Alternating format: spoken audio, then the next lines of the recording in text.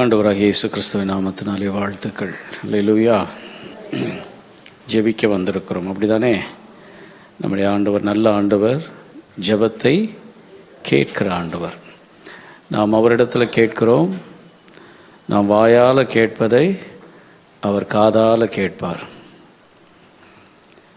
அவர் வாயால் பேசுகிறத நாமளும் என்ன பண்ணணும்? காதால் கேட்கணும். ஆகவே ஆண்டவர் நம்மோடு கூட இந்த நாளில் பேசுவாராக. லூக்கா எழுதின சுவிசேஷத்தை திருப்பிக் கொள்ளுவோம். பிரசங்கமும் கேட்க போகிறோம். ஒவ்வொரு குறிப்புக்காக ஜெபமும் பண்ண போகிறோம். ஆண்டவர் நம்மிடத்தில் அநேக விஷயங்களை எதிர்பார்த்து கொண்டிருக்கிறார். நாம் ஆண்டவருக்குள்ளாக பலப்படுவதை ஆண்டவர் எப்போதும் விரும்புகிறவராக இருக்கிறார். எடுத்தவர்கள் வாசியுங்கள். லூக்கா 10ஆம் அதிகாரம், லூக்கா 10ஆம் அதிகாரம் 38 முதல் 42 வசனங்கள்.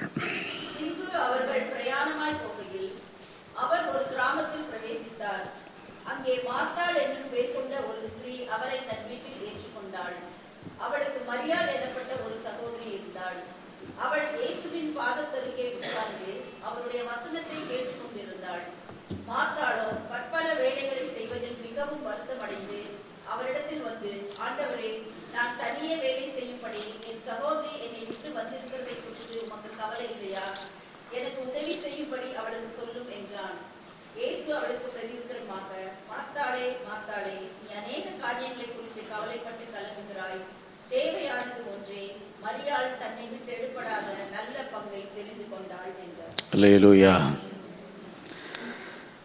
நீ அநேக காரியங்களை குறித்து கவலைப்பட்டு கலங்குகிறாய்.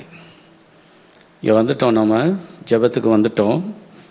ஜெபத்தை முடிச்சுட்டு வீட்டுக்கு போனதும் இல்லை நேற்று ராத்திரி போன வாரம் முழுசும் அநேக காரியங்களை குறித்து கவலைப்பட்டு கலங்கி கொண்டே இருக்கிறோம். இந்த அருமையான சகோதரியை குறித்து பார்த்தீங்கன்னா, இயேசுவை தன் வீட்டுக்குள் ஏற்றுக்கொண்டாள். இயேசுவுக்காக வேலை செய்கிறாள். ஆண்டவரை வீட்டுக்குள்ளே ஏற்றுக்கொண்டது நல்ல காரியம். ஆண்டவருக்காக அவள் வேலை செய்வது நல்ல காரியம். ஆனால் அநேக காரியத்தை குறித்த கவலைகள் நம்முடைய வாழ்க்கையில் எதை நிறைய நினச்சி கவலைப்பட்டோம். போன வாரம் முழுசும் நிறைய காரியங்கள் மனசில் ஓடுதா? இப்பயும் ஞாபகத்துக்கெல்லாம் வந்திருக்குல்ல. ஒரு விஷயத்தை நல்லா புரிஞ்சுக்கிடுங்க. கவலைப்படுறவ ஆண்டவரை பார்த்து ஒரு கேள்வி கேட்குறா, உமக்கு கவலை இல்லையா? நானே கவலைப்பட்டுட்டு இருக்கிறேன், உமக்கு கவலை இல்லையா? ஒரு ரகசியத்தை புரிஞ்சுக்கிடுங்க. நாம் கவலைப்படுற எல்லாத்தையும் அவர் கவலைப்படணுன்ற அவசியம் இல்லை. நீங்கள் நினச்சிக்கிடலாம், நான் ரொம்ப கவலையில் இருக்கிறேனே, கர்த்தர் என்னை கேட்க மாட்டாரேன்னா, உன் கவலையெல்லாம் கேட்டுட்டு இருக்கிறதுக்கு நான் இல்லை. மாறா அவர் ஒன்று சொல்கிறாரு, தேவையானது ஒன்றே. என்ன தேவையானது ஒன்றேனா, கர்த்தருடைய வாயிலிருந்து புறப்படுகிற வார்த்தை. இன்னைக்கு நமக்கு முன்னாடி நிறைய கவலைகள் நம்மை சூழ்ந்து நிற்கிறதில்ல, நிறைய காரியங்கள் நம்மை சுற்றி நிற்கிறது. இப்போ நாம் ஜெபிக்க போகிற காரியம் கணவனை குறித்தோ, மனைவியை குறித்தோ, பிள்ளைகளை குறித்தோ, பலவீனத்தை குறித்தோ, எதிர்காலங்களை குறித்தோ நமக்குள்ள நிறைய கவலைகள் உண்டு. அதில் சில காரியங்கள் அடிக்கடி அழுத்துது. நடுராத்திரியில் முழிச்சா கூட அதுதான் கண்ணு முன்னாடி வந்து நிற்கிது. சில கவலைகள் எப்போ பாரு சுற்றி சுற்றி அந்த இடத்துல வந்து நிற்கிது. நான் சொல்ல வேண்டிய பாயிண்ட்டை சொல்லிட்டேன். இந்த மாதிரி நம்ம இந்த லூக்கா எழுதின சுவிசேஷத்தில் ஒரு சில காரியங்களை பார்த்து ஜெபிக்க போகிறோம். இப்போ உங்கள் கவலைக்கு நீங்கள் தான் ஜெபிக்க போகிறீங்க.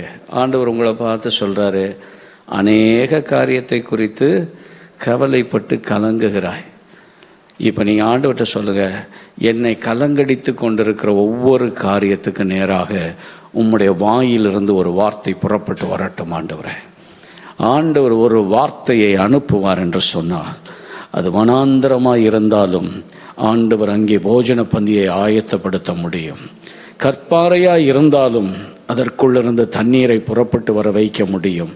இந்த நல்ல வேளையில் கர்த்தர் சமூகத்தில் கண்களை மூடி நான் கலங்கி கொண்டிருக்கிறேன் ஐயா.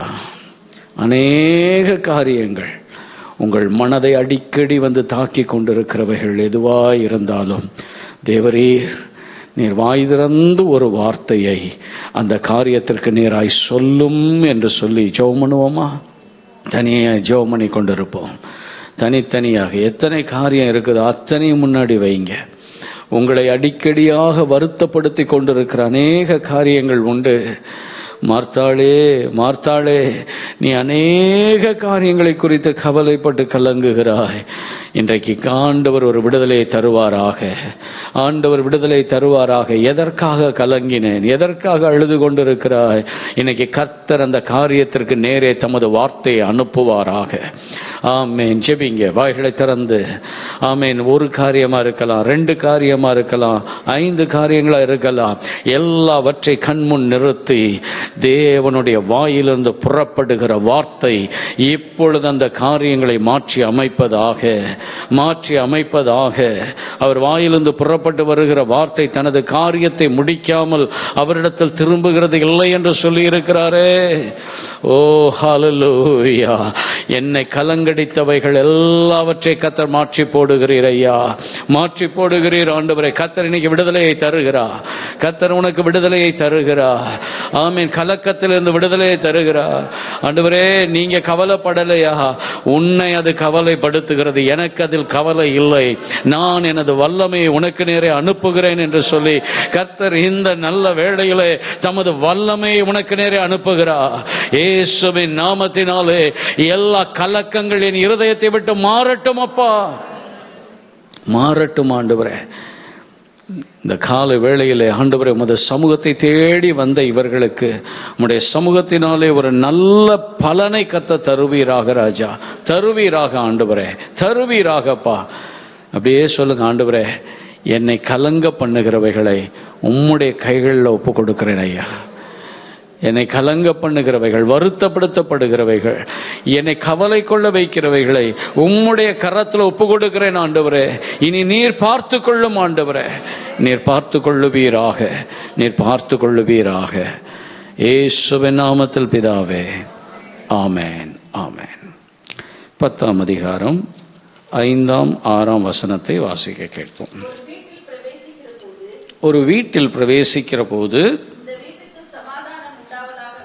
இந்த வீட்டுக்கு சமாதானம் உண்டாவதாக என்று முதலாவது சொல்லுங்கள். சமாதான பாத்திரன் அங்கே இருந்தால் நீங்கள் கூறின சமாதானம் அவ்விடத்திலே தங்கும். இல்லாதிருந்தால் ஆண்டவர் தமது சீஷர்களை அனுப்பும்போது சொல்லுகிறார், ஒரு வீட்டுக்குள்ள போன உடனே என்ன சொல்ல சொன்னார் நினைக்கிறீங்க? அதை வழக்கத்தின்படி சொல்லி பாருங்க பார்க்கலாம். அடிக்கடி ஒரு சிலர் அதை சொல்றாங்க. எப்படி சொல்லுவாங்க? அடிக்கடி சொல்றது யார் தெரியுமா? யார் சொன்னது? சலாம் அலைக்கும் அப்படின்னா என்ன அர்த்தம்? நம்ம தான் சொல்லணும். நம்ம ஒரு ஊழியக்காரர் சொன்னார், தவறு கிடையாது. ஆனால் நம்ம இன்னைக்கு பிரைஸ் த லார்ட் அப்படின்னு சொல்கிறோம். கர்த்தருக்கு மகிமை உண்டாவதாக, கர்த்தருக்கு பயப்படுகிறவர்கள் கர்த்தருக்கு மகிமை உண்டாவதாகன்னு சொல்கிறதுல தவறு கிடையாது. ஆனால் ஒரு வீட்டுக்குள்ளே போனீங்கன்னா இந்த வீட்டுக்கு சமாதானம் உண்டாவதாக என்று முதலாவது சொல்லுங்கள். சரி, நம்ம அங்கே போகலை. நம்ம வீட்டுக்குள்ளே சமாதான பாத்திரன் இருக்கிறானா? நம்ம வீட்டில் ஊழியர்கள் வந்து சொன்ன ஆசீர்வாதங்கள், தேவனுடைய வார்த்தை நம்ம வீட்டுக்குள்ளே தொனிக்கும் போது உண்டான ஆசீர்வாதங்கள் நம்ம கிட்ட வந்து தங்குற பாத்திரவான்களா நாம இருக்கிறோமா? நம்முடைய குடும்பத்தில் எல்லாரும் இருக்கிறாங்களா? சில நேரத்தில் ஊழியர்கள் மனதுருகி நமக்காக நிறைய வேண்டுதல்கள் செய்திருப்பாங்க. அல்லாவிட்டால் நம்மை ஆசீர்வதித்திருப்பார்கள். ஆண்டவர் சொல்றார், சமாதான பாத்திரன் அந்த வீட்டுக்குள்ள இருந்தால். ஒருவேளை உங்க பிள்ளைங்க அதுக்கு பாத்திரவானா இல்லை அப்படின்னு சொன்னா, அந்த ஊழியர்கள் சொன்ன அத்தனையும் திரும்ப அந்த ஊழியர்கிட்ட போயிடுச்சு. உங்க புருஷன் அப்படி இல்லைன்னா அது எல்லாமே திரும்ப அவங்க கிட்ட போயிடுச்சு. ஒரு ஆசீர்வாதம் வந்தது, ஆனால் அந்த ஆசீர்வாதம் உங்கள் வீட்டுக்குள்ளே தங்குகிறதற்கு முதலாவது ஆண்டவர்கிட்ட நம்ம கேட்க போகிறோம், நான் சமாதான பாத்திரனா இருக்கணும் என் வீட்டுக்கு. ஆமென்.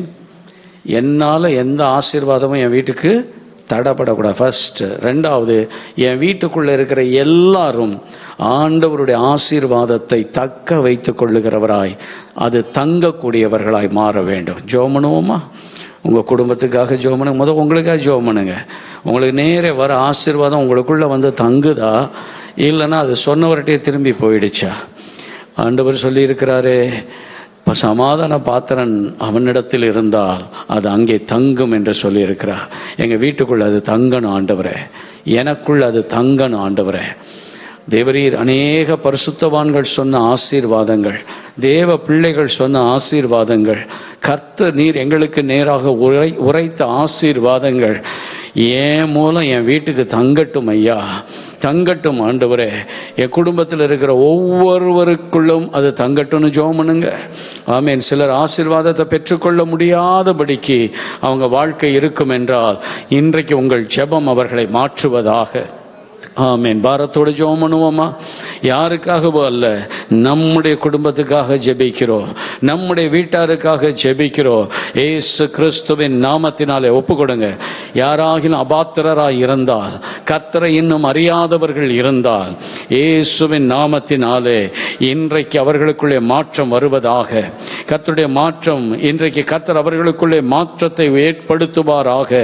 என் வீட்டுக்குள்ள ஆசீர்வாதங்கள் தங்கட்டும் ஆண்டவரே. தேவ மனுஷருடைய ஆசீர்வாதங்கள் தங்கட்டும் அப்பா. எங்களுக்காய் பண்ணப்பட்ட விண்ணப்பங்களினாலே உண்டாகிற பலன்கள் உண்டாகட்டும் ஆண்டவரே. ஜெபிங்க ஆண்டவரே. அபாத்திரராய் யார் இருந்தாலும் நான் இருக்கக்கூடாது. முதல் உங்களுக்காக ஜெபம் பண்ணுங்க. என் வீட்டினுடைய ஆசீர்வாதத்துக்கு நான் தடையா இருக்கக்கூடாது ஆண்டவரே.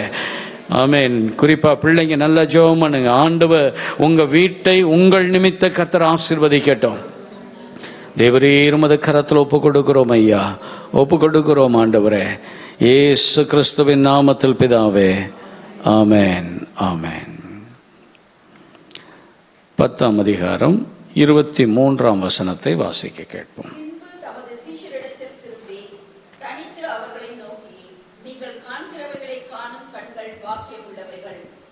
அநேக தீர்க்கதரிசிகளும் ராஜாக்களும் நீங்கள் காண்கிறவைகளை காணவும் நீங்கள் கேட்கிறவைகளை கேட்கவும் விரும்பியும் காணாமலும் கேளாமலும் போனார்கள் என்று உங்களுக்கு சொல்லுகிறேன் என்றார். அல்லேலூயா. கலக்கத்தெல்லாம் ஆண்டவர் மாற்றிட்டார். ஆமா, இனி ஒரு கலக்கம் வந்துருச்சுன்னு வச்சுக்கோங்களேன், ஆண்டவர்கிட்ட என்ன பண்ணுங்க, இந்த ஒரு கேம் விளையாடுவோம் தெரியுமா? ஸ்கூல்ல இருந்து ரவுண்டாக உட்காந்து கையில் ஒரு பால் கொடுத்துருப்பாங்க தெரியுமா? மியூசிக் ஒன்று போட்டிருப்பாங்க. மியூசிக் நிற்கும் போது யார் கையில் பால் இருக்குதோ அவங்க மாட்டிக்கிட்டாங்க. ஸோ நீங்கள் எப்பயுமே ஒரு பாரத்தை சுமந்துட்டு இருக்கும்போது மியூசிக் வாசிக்கிற சவுண்டு வச்சுக்கோங்க. பக்கத்தில் ஆண்டவர் இருக்கிறாரு. எவ்வளோ சீக்கிரமாக அவர் கையில் கொடுத்துட்றீங்களோ நீங்கள் தப்பிச்சிட்டீங்க. மியூசிக் நின்றுச்சுன்னா நம்ம டான்ஸ் ஆட வேண்டியது தான். அதனால் முதல் கவலையை ஆண்டவர்கிட்ட கொடுத்துட்டோம். ரெண்டாவது, ஆண்டவர் நமக்கு சொன்ன காரியம் என்ன? நான் சமாதான பாத்திரனா இருக்கணும், வீட்டில் எல்லாரும் இப்படி இருக்கணும். சில நேரத்தில் பார்த்தீங்கன்னா அந்த வீட்டில் ஒரு ஆள் போராடிக்கிட்டு இருக்கிறது கிடையாது, எல்லாரும் பெற்றுக்கொள்ளணும். ஒரு நபர் நிமித்தம் கர்த்தர் ஆசீர்வதிக்கிறதும் உண்டு, ஒரு நபர் நிமித்தம் கர்த்தர் ஆசீர்வதிக்காததும் உண்டு. தெரியுமா? ஒருவனை தேடினேன் ஒருவனையும் காணேன். அவர் என்ன சொன்னால், மொத்தமும் இருட்டாக இருக்குது, ஒரு கேண்டிலாவது எரியாதா அப்படின்னு பார்க்குறார். ஆனால் அதே நேரத்தில் மொத்த கேண்டிலும் எரியும் போது ஒன்றே ஒன்று அணைஞ்சிருந்துச்சுன்னு வச்சுக்கோங்களேன், ஒரு ஆகான் ஒரே ஒரு ஆள் தப்பு பண்ணான், மொத்த இஸ்ரவேலுக்கும் அன்றைக்கு ஜெயம் கிடைக்காம போயிடுச்சு. ஒத்த ஆடு காணா போயிடுச்சு. 99 ஆடும் கொஞ்ச நேரம் மெய்ப்பன் இல்லாமல் உட்கார்ந்துட்டு இருந்துச்சு. அப்படிதானே? மெய்ப்பன் போயிட்டார்ல, இந்த 99 ஆடு என்ன பண்ணிட்டு இருந்தது? உட்கார்ந்துட்டு இருந்தது. அந்த ஒன்னே ஒன்று சண்டித்தனம் பண்ண ஆடு. ஆண்டவர் ஒன்றை முக்கியப்படுத்துகிறார். சில நேரத்தில் அது நன்மையை உண்டாக்கும், சில நேரத்தில் தீமை உண்டாக்கும். ஒருத்தருடைய ஜெபத்தினாலே குடும்பம் காக்கப்படும், சில இடங்களிலே ஒருத்தருடைய கீழ்ப்படியாமையினாலே, கர்த்தரை அறிந்திருந்தும் முரட்டாட்டம் பண்ணிட்டு இருந்தா அந்த ஒரு நபரால் மொத்த குடும்பத்தையும் கர்த்தர் பிளாக் பண்ணி வைப்பார். மூன்றாவது காரியம் பார்க்கிறோம். பின்பு தமது சீஷரிடத்தில் திரும்பி தனித்து அவர்களை நோக்கி, நீங்கள் காண்கிறவைகளை காணும் கண்கள் பாக்கியம் உள்ளவைகள். அநேக தீர்க்கதரிசிகளும் ராஜாக்களும் நீங்கள் காண்கிறவைகளை காணவும் நீங்கள் கேட்கிறவைகளை கேட்கவும் விரும்பியும் காணாமலும் கேளாமலும் போனார்கள் என்று உங்களுக்கு சொல்லுகிறேன் என்றார். நாம் ஆசீர்வதிக்கப்பட்டவர்கள். ஆமென். நீங்கள் நிறைய நேரம் ஆசீர்வாதத்தை நம்ம உலக பொருட்களை வச்சு அளந்து பார்த்துக்கிறோம். சைக்கிளில் போனவர் காரில் போயிட்டாருன்னா என்ன ஆயிட்டாரு? ஆசீர்வதிக்கப்பட்டுட்டாரு. 10,000 ரூபா சம்பளம் வாங்கினவர் 1,00,000 ரூபா சம்பளம் வாங்கிட்டாருன்னா ஆசீர்வதிக்கப்பட்டுட்டாரு. இது ஆசீர்வாதத்தின் ஒரு பகுதி. பொருளாதார உயர்வுகள் அப்படின்றது ஆசீர்வாதத்தின் ஒரு பகுதி. இங்கே ஆண்டவர் சொல்றாரு, நீங்க எல்லாம் ஆசீர்வதிக்கப்பட்டவர்கள். ஏன் அப்படின்னா, எத்தனையோ தீர்க்கதரிசிகளும் எத்தனையோ ராஜாக்களும் இதை பார்க்கணும், இதை கேட்கணும் அப்படின்னு ஆசைப்பட்டாங்க. சுருக்கமா சொல்லட்டா, எத்தனையோ ராஜாக்கள் கையில் வேதத்தை வச்சிருக்கணும்னு ஆசைப்பட்டான். அவன் கையில் வேதம் கிடையாது, ஆசாரியன் கையில் மாத்திரம் ஒரு வேதம் இருந்துச்சு. எத்தனையோ தீர்க்கதரிசிகள் இயேசு கிறிஸ்துவினுடைய அந்த மகத்துவத்தை காண விரும்பினார்கள். ஆனால் உங்களுக்கும் எனக்கும் ஆண்டவர் கிருபையாய் அந்த பாக்கியத்தை பெருக பண்ணி இருக்கிறார். ஆமென். இதுக்கு மேலே என்ன ஆசீர்வாதம் வேணும் சொல்லுங்க பார்க்கலாம். இதுக்கு மேலே என்ன ஆசீர்வாதம் வேணும்? அநேகருக்கு கிடைக்காத ஆசீர்வாதத்தை கர்த்தர் நமக்கு கொடுத்திருக்கிறார். ஆண்டவர் இதை சொல்லிட்டு இருக்கும்போது சொல்றார், இவைகளை நீர் ஞானிகளுக்கும் கல்விமான்களுக்கும் மறைத்து பாலகருக்கு வெளிப்படுத்தினபடியினால் உம்மை ஸ்தோத்திரிக்கிறேன். ஞானி இருக்கிறான், அநேக கல்விமான் இருக்கிறான், அநேக செல்வந்தர் இருக்கிறான், அதிகாரம் படைத்தவர்கள் இருந்தார்கள். ஏன், ஆண்டவருக்கு ஊழியம் செய்த தீர்க்கதரிசிகள் கூட பார்க்க முடியாத கேட்க முடியாததை இன்னைக்கு ஆண்டவர் நமக்கு கேட்க பண்ணியிருக்கா. பக்கத்தில் பார்த்து சொல்லுங்க, நீங்க ஆசீர்வதிக்கப்பட்டவர்கள்.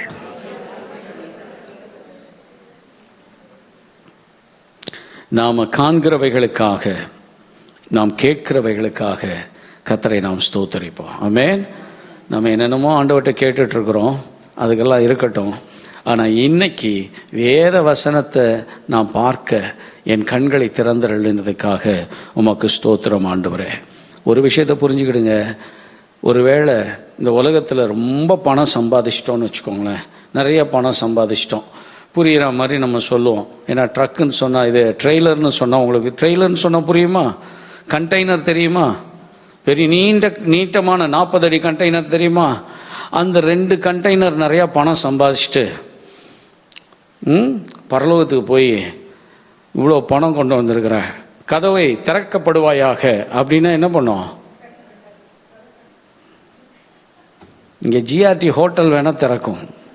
பரலோகத்தை இங்கே சம்பாதிச்சதெல்லாம் அள்ளி எடுத்துகிட்டு போய் அங்கே வச்சுட்டு, ஆண்டவரே மொத்தமாக உங்களுக்கே தான் காணிக்க கொடுக்க வந்தேனாலும் பரலோகம் திறக்காது. ஆனால் பரலோகம் எப்போ திறக்கும் தெரியுமா? ஆண்டவரே உங்களை பற்றி நான் பூமியிலேயே கேள்விப்பட்டேன், ஆண்டவரே உங்களை பற்றி நான் பூமியில் ஏற்றுக்கிட்டேன், தேவரீர் நீர் சொன்ன வசனத்தின்படி பூமியில் வாழ்ந்தேன் அப்படின்னு சொன்னால், நாம் நடந்து போகும்போதே கதவு திறந்துடும் தெரியுமா? ஏன் தெரியும்? உன் நடையே ஆண்டவர் பார்த்த உடனே சத்தியத்தின் நடை அங்கே இருக்கும், பரிசுத்தத்தின் நடை அங்கே இருக்கும், நீதியின் நடை அங்கே இருக்கும். நீ நடந்து போகிறத பார்த்ததுமே ராஜா உன் அழகிலே, அவ்வளோதான். ஆமாம், என்னுடைய நபர் அங்கே வருது பார், அது நடை இருக்குது பார். உலகத்தில் நிறைய நடை இருக்கு, மாறி மாறி விகாரப்படுகிற சில நடைகள் இருக்கு. தேவனுடைய பாதையை அறிந்து கொள்ளக்கூடாதபடிக்கு பாதாளத்துக்கு கூட்டிட்டு போகிற நடை இருக்கு. ஆனால் நீதிமானுடைய நடைகளை கர்த்தர் உறுதிப்படுத்துகிறார். கர்த்தர் அருளின வேதம் அவனுடைய இருதயத்தில் இருக்கிறது, அவன் நடைகளில் ஒன்றும் பிசகுவது இல்லை.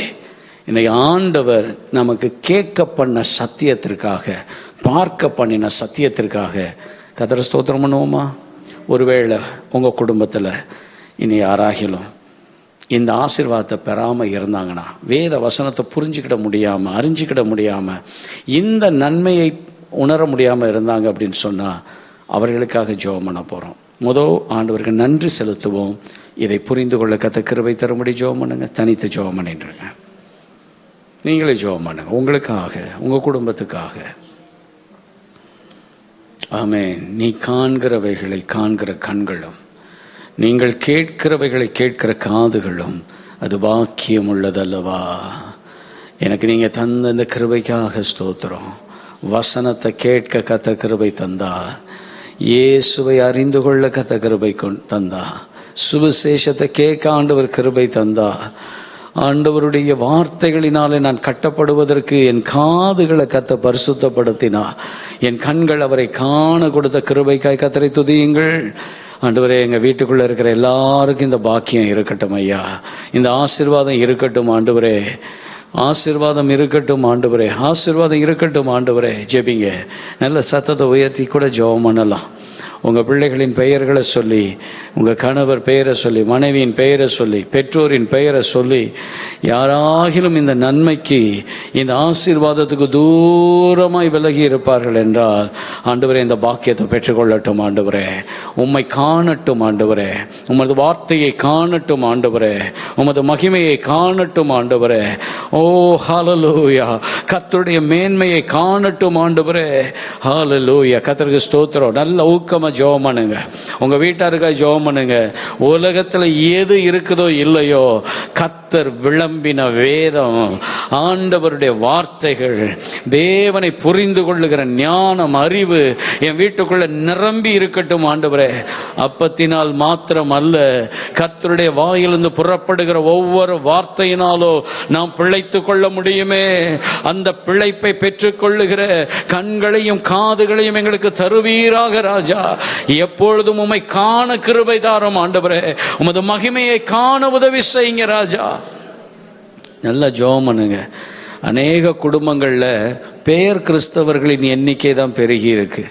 உங்கள் வீட்டுக்குள்ள பெயர் கிறிஸ்தவர்கள் இருந்தால் கர்த்தருடைய ஆலயத்தில் ஆராய்ச்சி பண்ணும்படியாக, அவருடைய மகிமையை காணும்படியாக வாஞ்சைகள் குடும்பத்துக்குள்ள பெருகட்டும். ஜெபம் பண்ணுங்க. என்னைக்கோ என் பிள்ளை முழங்கால் போட்டு ஜெபம் பண்ணிடுச்சு, பைபிளை படிச்சுட்டு இருக்குது, சர்ச்சுக்கு ஒழுங்காக வந்துட்டு இருக்குது, இது அல்ல. கர்த்தரை அறிகிற அறிவில் என் பிள்ளைகள் தேறினவர்களாய் இருக்க ஆண்டவர் தம்மை அவர்களுக்கு வெளிப்படுத்தி காட்ட வேண்டும். ஆண்டவர் தம்மை அவர்களுக்கு வெளிப்படுத்தி காட்ட வேண்டும். ஜெபம் பண்ணுவோமா? இயேசு கிறிஸ்துவின் நாமத்தினாலே பட்டும் படாமலும் ஆண்டவரை தொட்டும் தொடாமலும் போகிறது அல்ல ராஜா. நீச்சல் ஆழம் மூழ்கிற அனுபவங்களை என் வீட்டுக்குள்ள தருவீராக. ஆமீன். வீட்டுக்குள்ள தருவீராக. யாரெல்லாம் பட்டும் படாத கிறிஸ்தவ வாழ்க்கையில் இருக்கிறார்களோ அவர்கள் உம்மை காணவும், உமது வார்த்தையை கேட்கவும், அதை ருசிக்கவும், அதிலே ஆசீர்வாதத்தை பெற்றுக்கொள்ளட்டும் ஐயா. பெற்றுக்கொள்ள பண்ணுங்கப்பா, பெற்றுக்கொள்ள பண்ணுங்க ஆண்டவரே. உமது பிள்ளைகளின் ஜெபத்தை கேட்கிறவரே, எங்கள் விண்ணப்பங்களை கேட்கிறவரே, இந்த நாட்களில் இந்த பாக்கியம் எல்லா வீடுகளுக்குள்ளும் பெருகி இருக்கட்டும். இயேசு கிறிஸ்துவின் நாமத்தில் பிதாவே, ஆமேன், ஆமேன். லூக்கா 10ஆம் அதிகாரம் 27ஆம் வசனம். அவன் பிரதியுத்தரமாக, உன் தேவனாகிய கர்த்தரிடத்தில் உன் முழு இருதயத்தோடும், உன் முழு ஆத்மாவோடும், உன் முழு பலத்தோடும், உன் முழு சிந்தையோடும் அன்பு கூர்ந்து, உன்னிடத்தில் அன்பு கூர்வது போல பிறனிடத்திலும் அன்பு கூர்வாயாக என்று எழுதியிருக்கிறது என்றார். 36, 37 வசனம். இப்படி இருக்க கள்ளர் கையில் அகப்பட்டவனுக்கு இந்த 3 பேரில் எவன் பிறனாயிருந்தான்? உனக்கு எப்படி தோன்றுகிறது என்றார். அதற்கு அவன், அவனுக்கு இரக்கம் செய்தவனே என்றான். அப்பொழுது இயேசு அவனை நோக்கி, நீயும் போய் அந்தபடி செய் என்றார். நீயும் போய் அந்தபடி செய் என்றார். ஒரு நியாய சாஸ்திரி அவன் ஆண்டவரை சோதிக்கும்படி இந்த கேள்வியை எழுப்புறான். ஆண்டவரே, நான் என்ன செய்யட்டும் நித்திய ஜீவனை சுதந்திரிக்க? ஆண்டவர் கேட்டார். கேட்டதும் ரொம்ப தெளிவாக பதில் சொல்லுகிறான். அந்த பதிலில் ஆண்டவர் சொல்கிறார், ரொம்ப நிதானமாக பதில் சொல்லிட்ட அப்படின்னதும் அவன் தன்னை நீதிமானாய் காட்டும்படிக்கு என்ன பண்ணானா, ஆண்டவரை கேட்ட, எனக்கு பிறன் யார்? Who is my neighbour? ஆண்டவர் ஒரு சின்ன கதை சொன்னார், ரொம்ப அழகாக சொன்னார். நான் அந்த சம்பவத்தை படித்து பார்க்கும்போது, நான் அந்த கதை சொல்லியிருந்தா எப்படி சொல்லியிருப்பேன், இல்லை நம்ம சொல்லியிருந்தா எப்படி கதை சொல்லியிருப்போம் அப்படின்னு பார்த்தா, 30ஆம் வசனத்தை யாராகிலும் நீங்கள் வாசிக்கிறதுக்கு முன்னாடி நான் கதை சொல்கிறேன். ஒரு ஊரில் ஒரு மனுஷன் இருந்தான். அந்த மனுஷன் எருசலேமில் குடியிருந்தான். அவன் எரிகோ என்ற பட்டணத்துக்கு நேரே போய்க் கொண்டிருந்த போது வழியிலே திருடர்கள் அங்கே இருந்தார்கள்.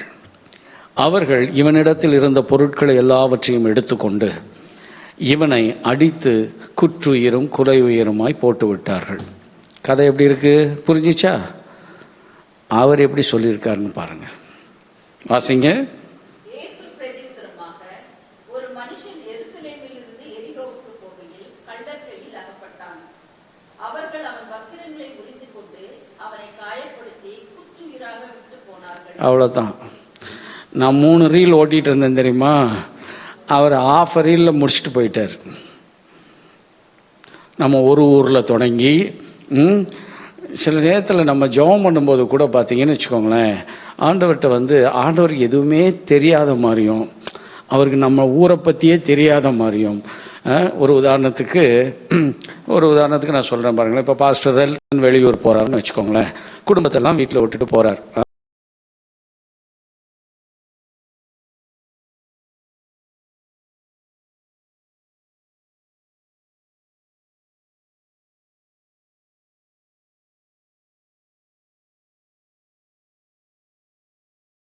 ஆண்டவர்கிட்ட எப்படி ஜெபம் பண்ணுறேன்னா, ஆண்டவரே பிரதர் மில்டன் ஊருக்கு போயிருக்கிறார், சிஸ்டர் ரோசிட்டா வீட்டில் தனியாக இருப்பாங்க, ஆண்டவருக்கு தெரியுமா தெரியாதா? நம்ம ஜபத்தை ஜவ்வாய் இழுக்கணுன்றதுக்காக ஆண்டவருக்கு எதுவுமே தெரியாத மாதிரிலாம் பேச வேண்டாம். சகோதரி தனியாக இருப்பாங்க ஆண்டவரே அப்படின்னு அவருக்கு சொல்லிலாம் கொடுக்க வேண்டாம். கர்த்தாவே, அருமையான சகோதரர் ஊருக்கு போயிருக்கிறாரு, சகோதரி தனிமையாக இருக்கும்போது உங்களுடைய பாதுகாப்பு கூட இருக்கட்டும், நீர் இருக்கிற போது பிரசனத்தை உணர்ந்து கொள்ள செய்யலாம். அதையே ஒன்று என்ன பண்ணக்கூடாது, 1 லிட்டர் பாலில் 1 லிட்டர் தண்ணி ஊற்றலாம். 10 லிட்டர்லாம் ஊற்றுனீங்கன்னு வச்சுக்கோங்களேன், அதுக்கு பேர் பால் கிடையாது. நிறைய பேர் 10 லிட்டர் தண்ணியில் 1 லிட்டர் பாலை ஊற்றிட்டு நான் 1 hour ஜெபம் பண்ணிட்டேன் தெரியுமா. பண்ணலாம். தேவ சமூகத்தில் ஒரே காரியத்தில் அப்போஸ்தலனாகிய பவுல் சொன்னார் தெரியுமா, நீங்கள் எதில் வெறித்திருக்கணுமா, ஆவியில் வெறித்திருக்க வேண்டும். ஆவியில் வெறித்திருந்தால் எப்படி இருக்கும்? நீங்கள் எல்லாரும் குடிகாரர்களை பார்த்துருப்பீங்க, அப்படி தானே? சில ஜென்டில்மேன்லாம் உண்டு, எவ்வளோ குடித்தாலும் பார்த்தீங்கன்னு வச்சுக்கோங்களேன், அசையாமல் அப்படியே நம்மளை பார்ப்பான், நம்மளை பார்த்துனா சல்யூட்லாம் அடிப்பான், எல்லாமே பண்ணுவாங்க. சிலர் இருக்குது, அது என் ஃப்ரெண்டு ஒருத்தர் அடிக்கடி சொல்லுவார், இவன்லாம் மூடியை மோந்து பார்த்ததுமே தலை சுற்ற ஆரம்பிச்சிடும் அப்படின்வார். அந்த மாதிரி சிலது இருக்கும். ஆனால் சில பேர் பார்த்தீங்கன்னு வச்சுக்கோங்களேன், அவன் போதையில் இருக்கிறான்னு நமக்கு தெரியும், அவன் அப்படியே நிதானிச்சு அப்படியே இருப்பான். பவுல் அப்போஸ்தலர் அதுக்கு ஒப்பனையாக சொல்கிறார். என்ன அப்படின்னா, அந்த மதுபானம் அவனை எப்படி கண்ட்ரோல் பண்ணிட்டு இருக்குதோ, ஆவியிலே நீ கண்ட்ரோல் பண்ணப்பட்டு இருக்கணும். உங்களுக்கு வாய்ப்பு இருந்தால் பெர்னார்ட் பிளெஸ்ஸிங் அவர் ஒரு முறை இந்த வசனத்தை வச்சு பிரசங்கம் பண்ணது யூடியூப்பில் இருக்குது. டைமில் இருந்துச்சுன்னு வச்சுக்கோங்களேன், பெர்னார்ட் பிளெஸ்ஸிங்னு போடுங்க, இல்லை பெர்னார்ட் அங்கோமான்னு போடுங்க. நியூ லைஃப் ஏஜி சர்ச்சில் ஒரு தடவை பிரசங்கம் பண்ணும்போது அவர் சொன்னது, ஆவியில் வெறித்திருக்கிறதுனா என்ன, ஒரு சில காரியத்தை சொல்லிட்டு அடுத்த பக்கம் போகிறேன் நான். முதல் காரியம், ஒரு குடிகாரனும் ஆவியில் நிறைஞ்சவனும். ஒரு குடிகாரன் எடுத்துக்கிடுங்களேன், முதல் காரியம், அவன் தரிசித்து நடவாமல் விசுவாசித்து நடக்கிறான். அப்படின்னே ஆமாவா? சில நேரம் நான் 2 வீலரில் போகும்போது பார்த்தீங்கன்னு வச்சுக்கோங்க, முன்னாடி போகிற 2 வீலர் இப்படி போகும், ரைட்டு, அவர் போய் வீட்டில் சேர்ந்துடுறாங்க. என்னன்னா, தெளிவாக இருக்கிறவன் தான் எங்கேயாவது மாட்டிக்கிறான். இது குடும்பத்தோடு கூட்டிகிட்டு கூட அழகாக போய் வீட்டில் போய் சேர்ந்துருது. அவன் தரிசித்து நடக்கலை, விசுவாசித்து நடக்கிறான். அவனை பொறுத்தவரை உலகம் ஆடுது, ரைட். 2வது காரியம், அவனுடைய அந்த குடிகாரர்களுடைய காரியம் பார்த்தீங்கன்னா, அவனுக்கு உள்ளே இருக்கிறது தான் அவனை நடத்துது, அப்படிதானே? அவனுக்கு உள்ளே என்ன இருக்குதோ அது பேசுது. இவர் 5 பைசாக்கு தேராதவர். நான் கலைஞரை கேள்வி கேட்கிறேன், நான் ஜெயலலிதாவை கேள்வி கேட்கிறேன். சில பேர் குடிச்சிட்டு நடு ரோட்டில் நின்றுட்டு டிராஃபிக்லாம் கண்ட்ரோல் பண்ணுவான், பார்த்துருக்கீங்களா? உள்ளே இருக்கிறது. அவர் டிராஃபிக் போலீஸா? இல்லை. அதிகாரம் இருக்கா? இல்லை. உள்ளே இருக்கிறது அவரை நடத்துது. 3வது பார்த்தீங்கன்னா, குடிகாரர்கள் தாராளமானவர்கள். எனக்கே தெரிஞ்ச எங்கள் சொந்தக்காரர் ஒருத்தர், அவர் பார்த்தீங்கன்னு வச்சுக்கோங்களேன், கண்ணு தெரியாது, அப்போவே குடிக்கலாம் செய்வார். குடிச்சிட்டு வந்துட்டார்னு வச்சுக்கோங்களேன், பாக்கெட்லேருந்து 500 ரூபா கட். அப்போ நான் சொல்கிறது ஒரு 20 வருஷத்துக்கு முன்னாடி 500 ரூபா கட் எடுத்து அவங்க அக்காவுக்கு ஒரு 500 ரூபா, அம்மாவுக்கு ஒரு 500 ரூபா, உட்காந்துருக்கவங்களுக்குலாம் ஆளுக்கு அவர். அப்படின்னா என்ன அர்த்தம்னா நிதானத்தில் இல்லைன்னு அர்த்தம். மோரோவர் நீங்கள் பாருங்கள், இந்த குடிக்கிறவன்ட்ட காசு இல்லைன்னா இன்னொருத்த என்ன சொல்லுவான், மாப்பிள்ள கவலையப்படாத வா நான் வாங்கி தரேன். தாராளமாக கொடுக்கிறவர்கள். இதை நான் எதுக்கு சொல்கிறேன்னா, குடிகாரர்களை பற்றி பிரசங்கம் பண்ணலை. ஆவியில் நீ நிறைஞ்சிருந்தா நீ தரிசித்து நடவாமல் விசுவாசித்து நடப்பாய்.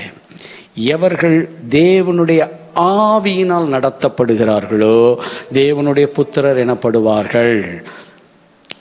தேவனுடைய ஆவியில நிறைந்திருக்கிறவன் வாங்குகிறதை பார்க்கிலும் கொடுக்கிறது விசேஷம் என்று சொல்லி அவன் கொடுப்பான்.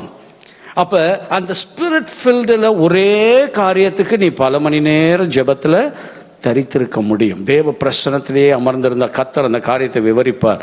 ஆனால் ஜெபங்கள் எப்பொழுதும் தெளிவாக, குறிப்பாக இந்த குழுவில் வரும்போது நீங்கள் கவனிக்க வேண்டிய ஒரு காரியம், அரை மணி நேரம் ஒருத்தர் ஜெபம் பண்ண வராங்கன்னு வச்சுக்கோங்களேன், அவங்க ஒரு 6-7 குறிப்பு கையில் வச்சுருப்பாங்க. ஒரே ஆள் 10 நிமிஷத்துக்கு பிடிச்சி இழுத்தீங்கன்னு வச்சுக்கோங்க, அடுத்த குறிப்புக்கெல்லாம் யாருக்கு ஜெபம் பண்ண நேரம் இருக்கும்? ஸோ நம்ம இங்கே வரோமா, ஒரு 2-3 நிமிஷத்துக்குள்ளே அந்த குறிப்பை மாத்திரம் சொல்லி அழகாக செபிக்க கற்றுக்கொள்ளுங்க. ஆண்டவர்கிட்ட அவன் கேட்குறான், எனக்கு பிறன் யார்? அங்கே அவர் சொல்லுகிறார், அதை எல்லாத்தையும் சொல்லி முடிச்சுட்டு சொல்கிறார், நீயும் போய் அந்தபடியே செய். உன்னை நேசிக்கிறவர்களைப் போல உனக்கு இரக்கம் செய்தவர்களை நேசி. நம்ம நேசிக்கிறோம் தெரியுமா? அது மாதிரி நமக்கு இரக்கம் செய்தார்கள்ல, உதவி செய்தார்கள்ல. நம்ம வாழ்க்கையில் நிறைய பேர் செஞ்சாங்களா இல்லையா? உதவி செஞ்சுருக்காங்களா? இன்னைக்கு அவங்க கூட நமக்கு நல்ல நட்பு இருக்கா இல்லையான்றது மேட்ரு கிடையாது. சிலர் ஒரு நாள் நல்ல உதவியெல்லாம் செஞ்சாங்க, இன்னைக்கு அவங்க கூட நமக்கு நல்ல தொடர்பு இல்லை, அவங்களோட கூட நமக்கு சிலரோட பழக்கம் இல்லை, தூர இடத்துக்கு போயிட்டோம், தொடர்பு கூட இல்லாமல் இருக்கலாம். சிறு வயது தொடங்கி இது வரைக்கும் நமக்கு உதவி செய்தவர்களை கொஞ்சம் நினச்சி பாருங்க. சின்ன வயசுல இருந்து இது வரைக்கும் செஞ்சவங்களை நினச்சி முதலாவது ஆண்டவருக்கு அதற்காக நன்றி செலுத்தி, அவர்கள் செஞ்ச உதவி சின்னதோ பெருசோ, நீண்ட காலமோ குறுகின காலமோ, கர்த்தருக்கு நன்றி செலுத்துவோமா? எல்லாரும் கொஞ்சம் நினச்சி பாருங்கள். சின்ன சின்ன உதவி செஞ்சுருப்பாங்க. ஒரு நேரம், என்றைக்கோ ஒரு நேரம் நமக்கு அவங்க ஒரு பசித்த நேரத்தில் சாப்பாடு வாங்கி கொடுத்துருக்கலாம், இல்லை ஒரு சின்ன ஃபீஸ் கட்டியிருக்கலாம், இல்லை நம்முடைய குடும்பத்தை வந்து விசாரித்து ஆறுதல் சொல்லிட்டு போயிருக்கலாம். நம்முடைய வாழ்க்கையில் நன்மை செய்த ஏராளமான பேர் உண்டு. கொஞ்சம் உட்காந்து எல்லாரும் யோசிச்சு பாருங்கள். இன்றைக்கி அவங்கள பிடிக்கலையான்றது செகண்டரி. ஆனால் அவங்க செஞ்ச நன்மை தான், அதில் மாற்று கருத்தே இல்லை. இன்னைக்கு அவங்க எல்லாருக்கா கர்த்தரை ஸ்தோத்திரம் பண்ணுங்க. உங்கள் சின்ன வயதிலிருந்து யாரெல்லாம் உங்கள் வாழ்க்கையில் ஒரு சின்ன பங்களிப்பு செஞ்சாங்களோ, ஆண்டவர் சொல்லுகிறார், அவர்களை நேசிக்க கற்றுக்கொள். கள்ளர் கையில் அகப்பட்டவனுக்கு பிறன் யார்? யார் அவனுக்கு இரக்கம் செய்தானோ அவனே பிறன். நமக்கு இரக்கம் செய்யும்படி கர்த்தர் எத்தனையோ பேரை கொடுத்தார்ல. நமக்கு ஒரு நல்ல கல்லூரியை காட்ட, நல்ல வேலை வாங்கி தந்தவர்கள், நம்முடைய திருமண நேரத்தில் வந்து உதவி செய்தவர்கள், நம்முடைய குடும்பத்தின் பலவீன நேரத்தில் வந்து நம்மை தாங்கினவர்கள், நம்மை நேசித்தவர்கள். கர்த்தருக்கு ஸ்தோத்திரம் சொல்லுவோமா? ஒருவேளை அவங்கள நீங்கள் பார்த்து ரொம்ப நாள் ஆயிருக்கலாம், அவர்களோடு தொடர்பே இல்லாமல் கூட போயிருக்கலாம். உங்கள் தகப்பனுடைய நண்பர்கள், உங்கள் உறவின் முறையார், உங்கள் தாய்க்கு நெருக்கமானவர்கள். ஆமேன். கர்த்தருக்கு நன்றி செலுத்துங்க. ஒரு விசை தேவ சமூகத்தில் கண்களை மூடி எல்லா காரியத்திற்காக நன்றி செலுத்துங்க. நம்முடைய கடன்களை அடைத்தவர்கள், ஆமேன். எத்தனையோ நேரங்களில் கடன்களை மன்னித்து விட்டவர்கள். பணத்தை கொடுக்க திராணி இல்லாத போது பரவாயில்ல விட்டுடுங்க, அது வேண்டாம் அப்படின்னு சொன்னவங்க. 10 ரூபா உதவி செஞ்சுருக்கலாம், 10,000 ரூபாய் உதவி செஞ்சுருக்கலாம். எதுவாக இருந்தாலும் கர்த்தரை நன்றியோடு ஸ்தோத்திரம் பண்ணுவோம். எல்லாரும் வாய்களை திறந்து, கர்த்தாவே, சிலரை என்னால் நேசிக்க முடியலப்பா, அதுக்கு பின்பு நடந்த காரியங்களினால என்னால் நேசிக்க முடியலை. என் அருமையான கர்த்தருடைய ஜனமே, வாய்ப்பிருந்தால் அவர்களோடு அன்பை பகிர்ந்து கொள்ளுங்கள். தேவைப்பட்டால் அவர்களுக்கு உதவி செய்ய ஆயத்தமாகுங்கள். ஆண்டவர் சொல்லுகிறார், உனக்கு உதவி செய்தவன். ஒருவேளை நீ தெரிய வரும்போது அவன் சமாரியன் என்று உனக்கு தெரிய வரலாம். ஆனாலும் அவனை நேசிக்க கற்றுக்கொள். அவன் உனக்கு இரக்கம் செய்திருக்கிறார். எத்தனையோ கர்த்தருக்கு பயப்படாத அல்லது கிறிஸ்தவர்கள் அல்லாதவர்கள் நம்ம வாழ்க்கையில் உதவி செஞ்சுருக்கிறாங்கல்ல, அவங்க எல்லாரும் கர்த்தரை ஸ்தோத்திரம் பண்ணுவோமா? அவங்களுக்கு கர்த்தரை தெரியாது, ஆனால் அவங்க நம்மளை நேசித்தாங்க, நமக்கு உதவி செய்தார்கள், நம்மை மதித்தார்கள். இன்னைக்கு ஆண்டவர் சமூகத்தில் அவர்களுக்காக நன்றி செலுத்துவோமா? ஆமென், ஹல்லேலூயா. கர்த்தர் நம்மோடு கூட இடைப்பட்டு கொண்டிருக்கிறார். ஆண்டவர் நம்மோடு கூட இடைப்பட்டு கொண்டிருக்கிறாரே. கர்த்தாவே நன்றி ராஜா. அந்த சகோதரனுக்காக, அந்த சகோதரிக்காக நன்றி அப்பா. அந்த உறவுக்காக நன்றி ஆண்டவரே. அன்றைக்கு எங்கள் பசியாற்றின் அவர்களுக்காக நன்றி ஆண்டவரே. உபயோகித்த உடையாக இருந்தால் கூட அன்னைக்கு கொடுத்து உதவின் அவர்களுக்காக நன்றி ஆண்டவரே. ஆண்டவரே, தேவை என்று அவர்கள் வாசலில் போய் நின்ற போதெல்லாம் எங்களுக்கு உதவி செய்தவர்களுக்காக உமக்கு நன்றி ஆண்டவரே. எங்களுக்கு கொடுக்க திராணி இல்லாத போது எங்களை மன்னித்து விட்டவர்களுக்காக நன்றி ஆண்டவரே. தேவ சமூகத்தில் நன்றியோடு துதியுங்க ஆண்டவரே. எங்களுக்கு அடைக்கலம் கொடுத்தவர்களுக்காக ஸ்தோத்திரம் அப்பா. சில காலங்கள் அவங்க வீட்டில் தங்குவதற்கு எங்களுக்கு வாசலை திறந்து கொடுத்ததற்காக உமக்கு ஸ்தோத்திரம் ஆண்டவரே. ஹல்லேலூயா, ஹல்லேலூயா. கர்த்தரை நன்றியோடு துதித்து சொல்லுங்க.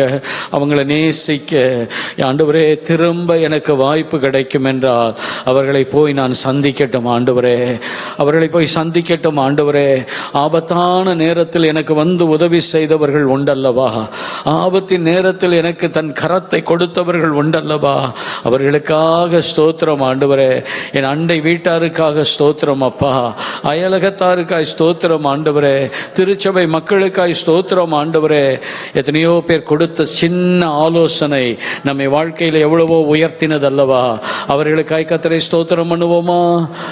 ஆண்டவர் தாமே இந்த நல்ல வேளையில் அந்த தயவை நமக்கு பெருக பண்ணுவாராக, கர்த்தர் பெருக பண்ணுவாராக.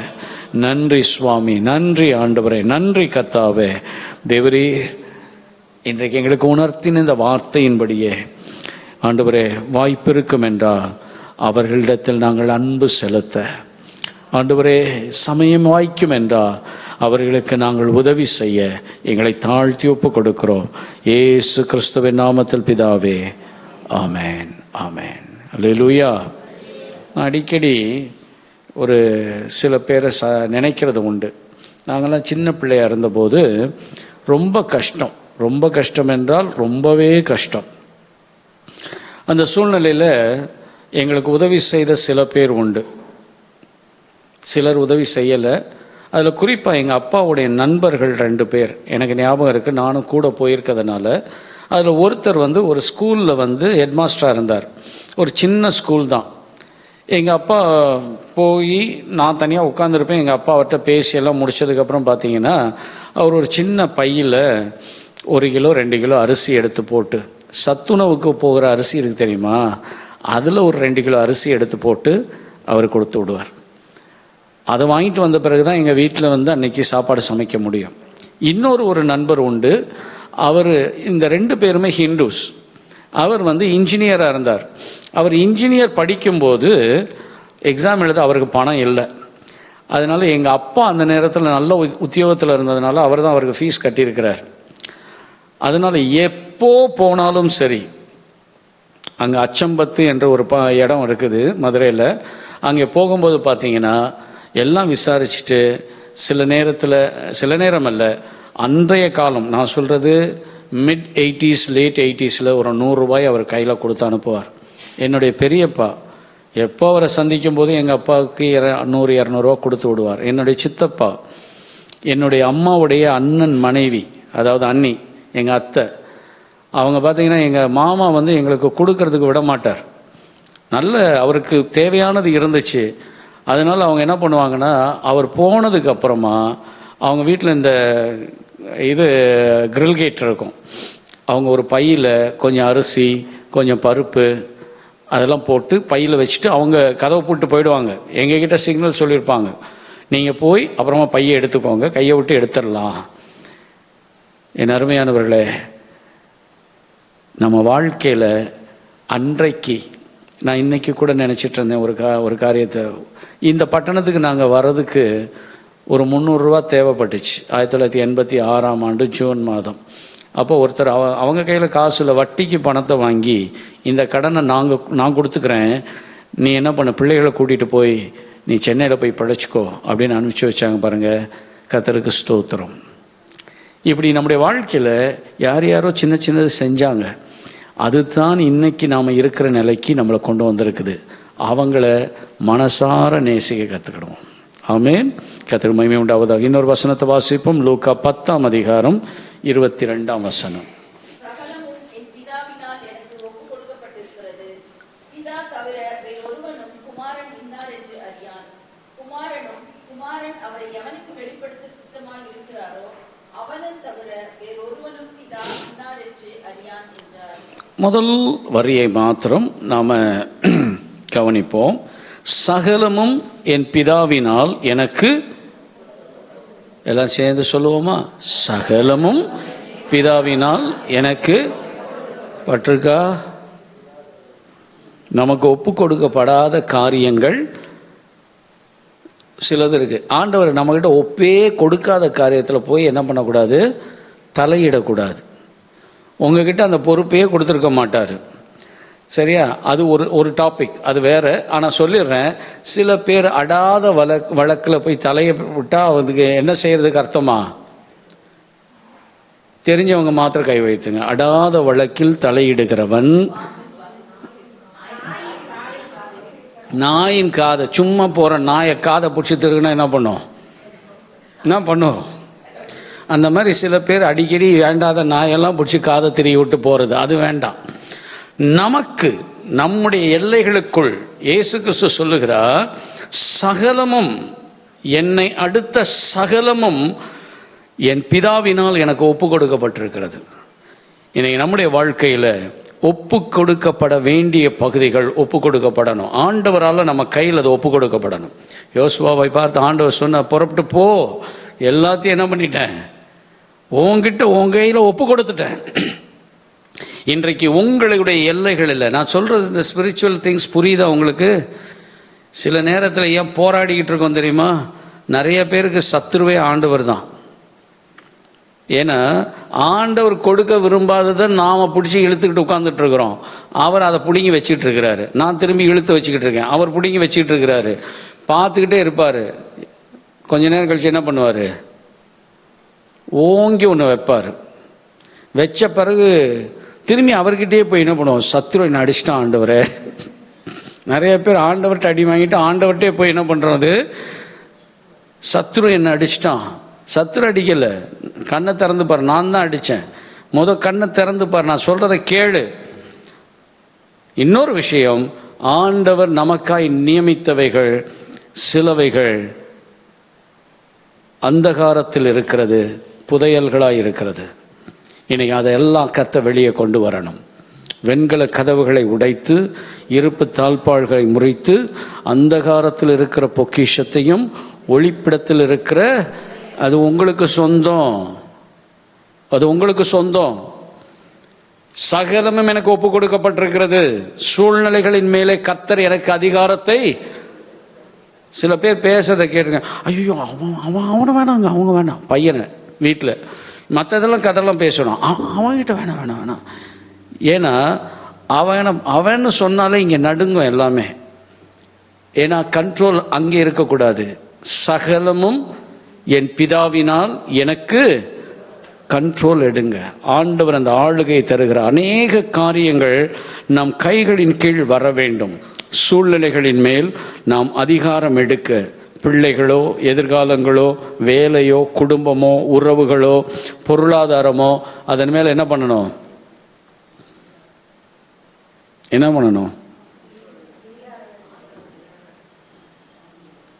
எத்தனை பேருக்கு தீர்க்க தரிசன வரம் உண்டு? எத்தனை பேர் தீர்க்க தரிசனம் சொல்லியிருக்கிறீங்க? 1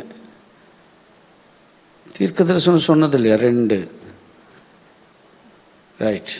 சில நேரத்தில் இதெல்லாம் தேடலை, மற்றதெல்லாம் நம்ம பேசின்னு உட்காந்துருக்கோம். தீர்க்க தரிசனத்தில் ஒரு தீர்க்க தரிசனம் உண்டு. அது என்னவென்றால், உங்களை பற்றி உங்களுக்கு நேரே நீங்களே சொல்ல வேண்டிய தீர்க்க தரிசனம். You have to declare the prophetic word towards yourself. உங்களை பார்த்து. ஒரு முறை மிக சோர்வோடு கூட நான் இருந்தேன், மிகுந்த சோர்வு. அப்பொழுது ஒருவரை சந்திக்க நான் போனேன். சந்தித்து முடிச்சுட்டு அங்கேருந்து நான் வெளியில் வரும்போது பயங்கர சோர்வு. அப்பொழுது ஆவியானவர் எனக்கு உணர்த்தினார், நீ வாய் திறந்து உனக்கு நேரே நீ தீர்க்க தரிசனம் உரை அப்படின்னார். எனக்கு நானே தீர்க்க தரிசனம் உரைக்கவா? எனக்கு அது வினோதமாக தெரிஞ்சிச்சு. ஆனால் என் வண்டியை எடுத்தேன். அங்கேருந்து என் வீட்டுக்கு வருவதற்கு 20 கிலோமீட்டர், ஏறக்குறைய 10 கிலோமீட்டர் தூரத்துக்கு வண்டியை மெதுவாக ஓட்டிட்டு வந்தேன்.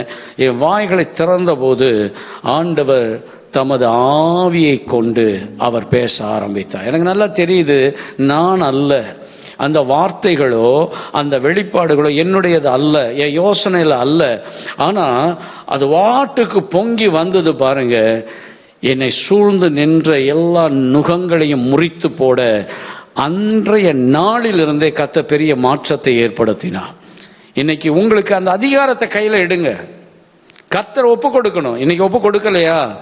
சூழ்நிலை உங்களை அடிமைப்படுத்தி வச்சிருக்குதா?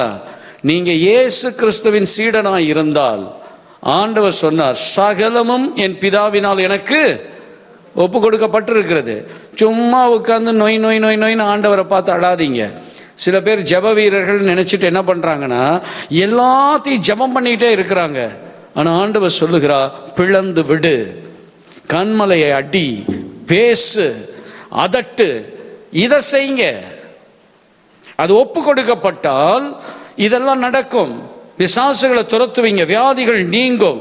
உங்க சூழ்நிலையில எது உங்களுக்கு முன்பதாக பயமுறுத்தி கொண்டு இருக்கிறதோ அதை பார்த்து விலகி போ அப்படின்னு சொன்னா போகும். இதுவரைக்கும் அதை எக்ஸ்பீரியன்ஸ் பண்ணலையா? இன்னைக்கு கேளுங்க. எனக்கு அந்த அதிகாரம், அது அடுத்தது அதிகாரமும் வருது. அதுக்கு முன்னாடி இதை உங்களுக்கு நான் சொல்லிடுறேன்.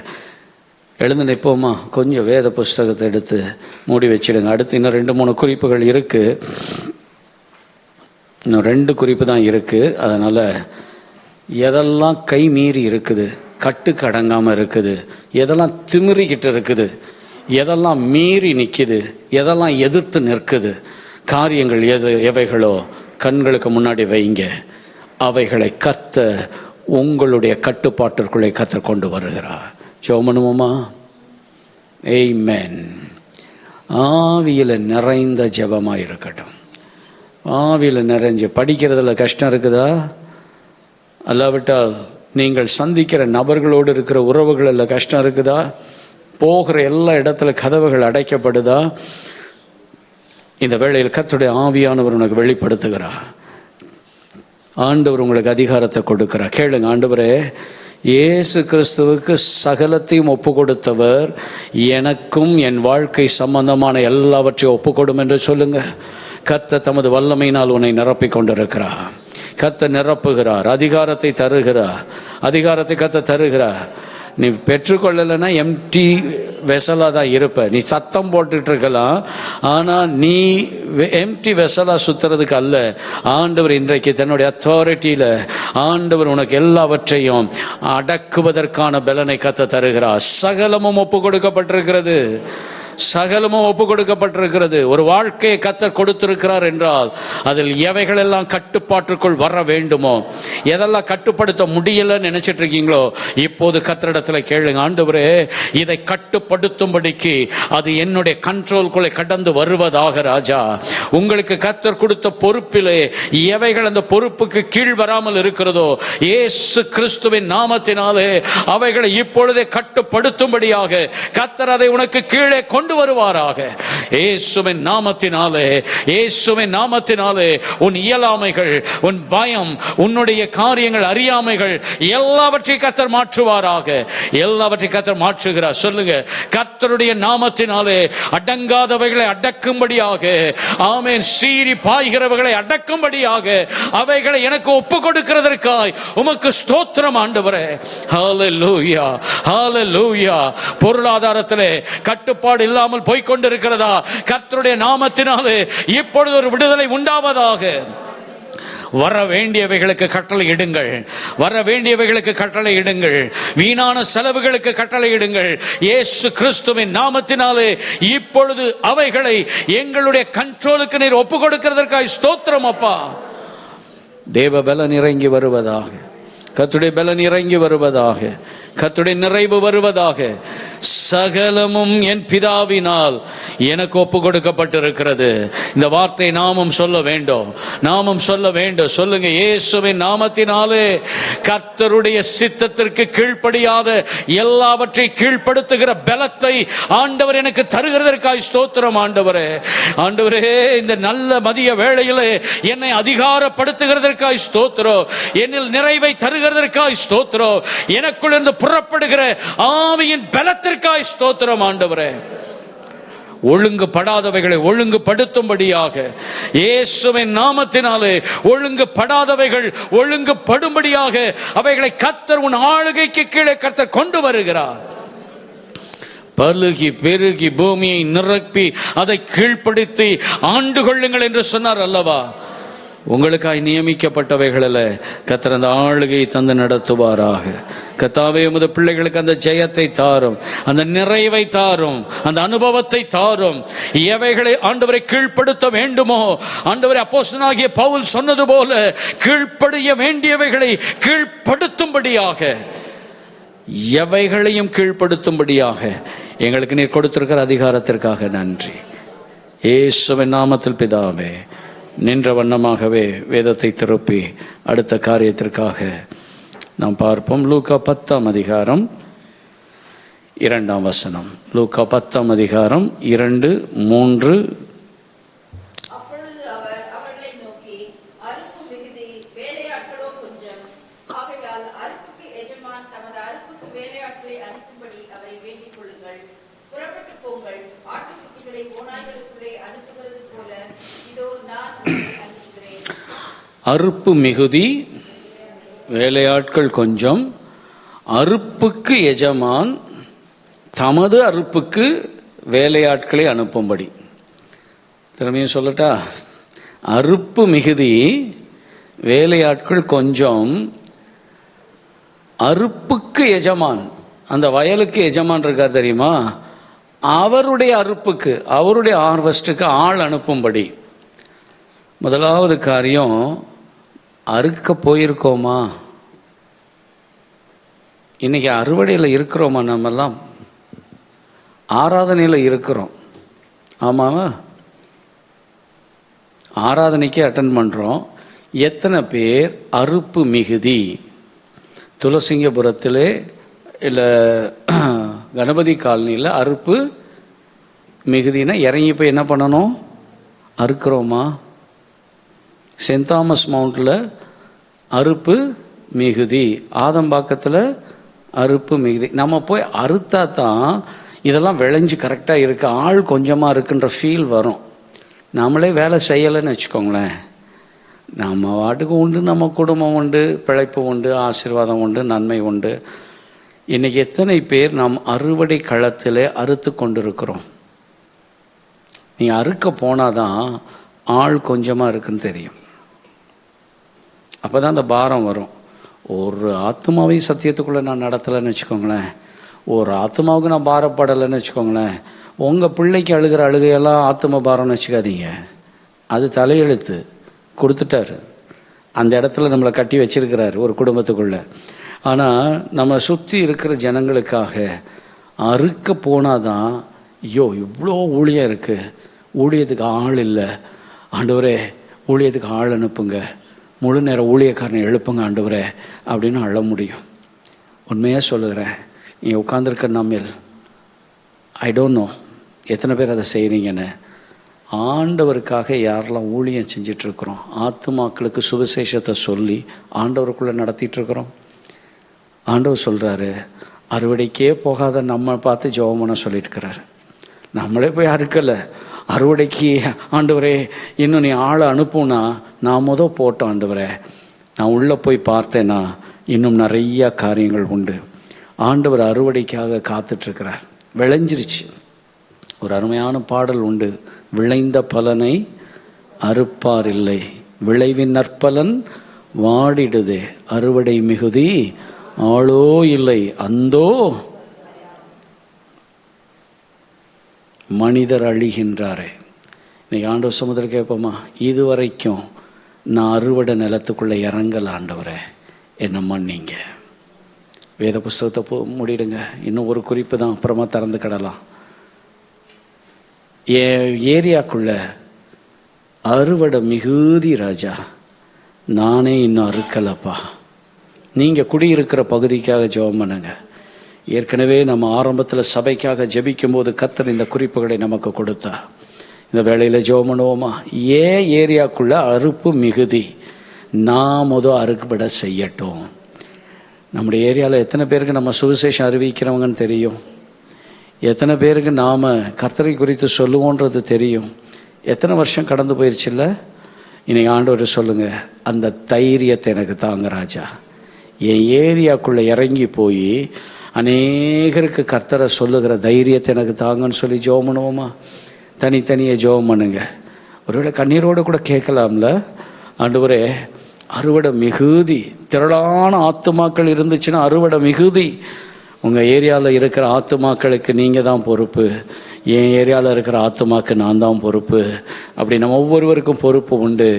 ஒரு நெற்மணியை கூட கர்த்தருடைய கோதுமை ஆண்டவருடைய களஞ்சியத்தில் சேர்க்கலைன்னா நாம் எப்படி ஆத்துமாக்களுக்காக அழப்போகிறோம்? ஆண்டவரே இன்னைக்கு அறுவடை பணியை நான் செய்யட்டும். ஜெபம் பண்ணுங்க, எல்லாரும் ஜெபம் பண்ணுங்க. ஆண்டவரே இந்த ஆலயத்துக்கூட சின்ன ஆண்டவரே ஒரு சிறிய கூட்டத்தை நான் கொண்டு வரட்டும். ஆண்டவரே கைகளை உயர்த்தி நல்ல ஜெபம் பண்ணுங்க. ஏன் மூலமாக ஆலயத்திற்குள்ள ஒரு 10 பேராகிலும் வரட்டும். ஆண்டவரே நான் சாகிறதுக்குள்ள சில பேரை ஆண்டவரே உமக்கு ஆதாயப்படுத்தணும். ஆண்டவரே ஆதாயப்படுத்தணும். ஆண்டவரே அடுத்த சர்ச்சுக்கு போகிறவங்க அல்ல, ரட்சிக்கப்படாதவர்களாக இருந்தால் பரவாயில்ல, ஆனால் ரட்சிக்கப்படாத ஏராளமான கூட்டம் உண்டு அல்ல. நந்தம்பாக்கத்திற்குள்ள அறுவடை மிகுதியாக இருக்குதில்ல. ஆமென். சென்ட் தாமஸ் மவுண்டுக்குள்ள அறுவடை இருக்குதல்ல, ஆதம்பாக்கத்துக்குள்ள அறுவடை இருக்குதல்ல. நான் இறங்கி ஆண்டவரை என் கையில் கர்த்தாவே இதோ நான் எடுத்துக்கொள்ளட்டும் ஐயா, அறுப்பதற்கான ஆண்டவரே இந்த சுவிசேஷத்தை என் கையில் எடுத்துக்கொள்ளட்டும். ஆண்டவரே பாரத்தோடு ஜெபம் பண்ணுங்க. என் குடியிருப்பின் பகுதியில் இயேசுவை நான் சொல்லட்டும். ஆண்டவரே நான் சொல்லட்டும். ஆண்டவரே நான் சந்திக்கிற நபர்களுக்கு நான் சொல்லட்டும். ஆண்டவரே சொல்லலைன்னா ஆண்டவரை கேளுங்க, எனக்கு அந்த தெம்பையும் தைரியத்தை தாரும். ஆண்டவரே நான் கிறிஸ்தவன், கர்த்தர் என்னை ஆசீர்வதித்தார் என்று சொல்லுகிறது அல்ல.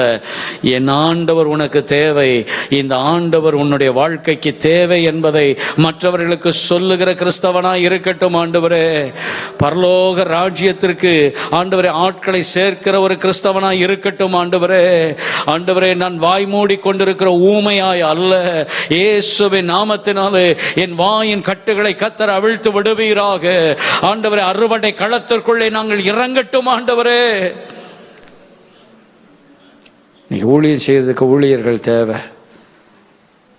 ஒரு காலத்தில் அநேக குடும்பத்தார் தன் பிள்ளைகளில் ஒருவரை ஊழியத்துக்கு ஒப்பு கொடுத்தாங்க. ஆனால் இன்னைக்கு அப்படி செய்யக்கூடிய காரியத்தை நிறைய பேர் யோசிக்கிறாங்க. ஊழியன்னா சிலர் பயப்படுறாங்க, சிலர் ஏளனமாக கூட என்றாங்க. என் அருமையானவர்களே, கர்த்தருடைய வேலையை செய்ய ஆட்கள் எழும்பும்படி கைகளை உயர்த்தி ஜெபம் பண்ணுவோமா? ஜெபம் பண்ணுவோமா? இயேசு கிறிஸ்துவின் நாமத்தினாலே இன்றைக்கு நாங்கள் ஒப்பு கொடுக்கிறோம். ஆண்டவரே என் வீட்டில் இருக்க பிள்ளைகளை ஒப்பு கொடுக்கிறோம். ஆண்டவரே அழைப்பு வரணும் என்றெல்லாம் அல்ல, அழிகிற கூட்டம் இருக்கும்போது ஒருவன் ஆசாரியனாய் அழைக்கப்பட்டிருந்தான், ஒருவன் லேவியனாய் அழைக்கப்பட்டிருந்தான். ஆனால் எருசலேமில் இருந்து புறப்பட்டவனுக்கு எந்த விதத்திலுமே அழைப்பில்லாமல் இருந்த ஒரு சமாரியன் தானாக முன்வந்து காரியத்தை செய்திருப்பானே என்று சொன்னால், இன்றைக்கு தானாக கர்த்தருக்கு தன் வாழ்க்கையை ஒப்பு கொடுக்கிற ஒரு கூட்டத்தை கர்த்தர் எதிர்பார்த்து கொண்டே இருக்கிறார். ஆண்டவரை எழும்ப பண்ணுங்கப்பா. முழு நேர ஊழியத்திற்காய் ஒரு கூட்டத்தை எழும்ப பண்ணுங்க. நாங்களும் இறங்கி போய் ஊழியம் செய்யட்டும். நான் இருக்கிற இடத்துல ஊழியம் செய்ய கிருபை தாங்க. ஜெபம் பண்ணுங்க. என் ஆண்டவரே, ஆஃபீஸில் நான் ஊழியம் செய்யட்டும் ஆண்டவரே, என்னுடைய ஸ்கூல் காலேஜஸில் ஊழியம் செய்யட்டும், என்னுடைய தங்கும் இடத்துல ஆண்டவரை சுற்றி நாங்கள் ஊழியம் செய்யட்டும் ஆண்டவரே. கொஞ்ச நேரம் வாய்களை திறந்து ஜெபம் பண்ணுங்க. நம்ம செய்யாததை தான் செய்ய வேண்டும்னு ஆண்டவர்கிட்ட கேட்குறோம்.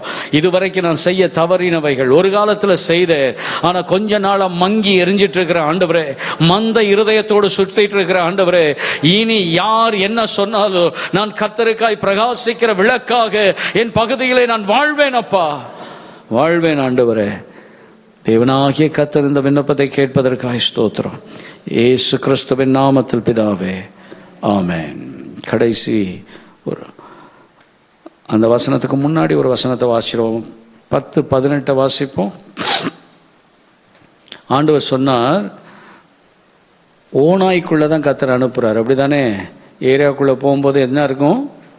ஓநாயெல்லாம் இருக்கும். ஆனால் 18வது வசனத்தில் ஓநாய்க்குள்ளே போனவங்களை பற்றி ஆண்டவர் ஒரு சாட்சி சொல்கிறார். வாசிங்க. அவர்களை அவர் நோக்கி, சாத்தான் மின்னலை போல, நன்றாய் கவனிங்க, உங்கள் பகுதியில் இருக்கிற ஆகாயத்தின் அந்தகார பிரபுக்கள் கீழே விழணும்னா நீங்களும் நானும் களத்தில் இறங்கணும். நாம் ஊழியம் செய்ய ஆரம்பித்தா அந்த பகுதியை ஆண்டுட்டு இருக்கிற பிசாசு என்ன பண்ணுறான்? இவங்க போனாங்க, வேறே 70 பேர் ஆண்டவர் கூப்பிட்டு அவர்களை அனுப்புகிறார். இவங்க எல்லாம் போய் ஊழியெல்லாம் செஞ்சு முடிச்சுட்டு வந்து பேசும்போது தான் ஆண்டவர் சொல்கிறாரு, ஓநாய்களுக்குள்ளே அனுப்புறது போல உன்னை அனுப்புகிறேன். ஆனால் போயிட்டு அவங்க வந்துட்டு சொல்கிறாங்க, நிறைய காரியங்கள் சொல்கிறாங்க. அப்போது ஆண்டவர் சொல்கிறாரு, சாத்தான் மின்னலை போல விழுகிறதை கண்டேன். ரொம்ப நாள் அவன் தான் ஆளுகை செஞ்சிட்டு இருந்தான் அந்த பகுதியில். இன்றைக்கு நீங்கள் ஊழியம் செய்ய ஆரம்பித்த உடனே அவன் கிரியைகள் கீழே விழுந்ததை நான் கண்டேன் என்று அவர் சொல்லுகிறார். இன்னைக்கு நம்ம பகுதிகளுக்குள் ஒரு ஜெயம் உண்டாகும்படி ஊழியத்தை செய்வோமாக. கடைசியாக ஒரு காரியத்தை வாசிப்போம். 19ஆம் வசனம்.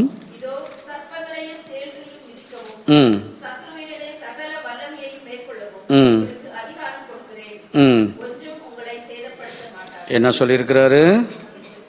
எல்லாம் சேர்ந்து வாசிப்போமா? இதோ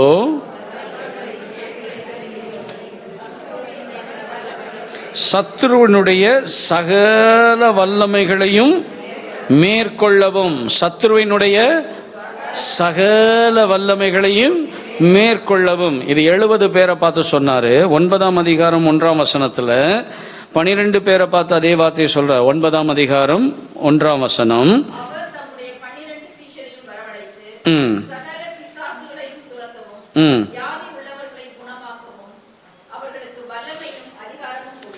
சகல பிசாசும், எந்த பிசாசும், அதுல ஒரு பிசாசை நான் பார்க்கிறேன். என்ன தெரியுமா?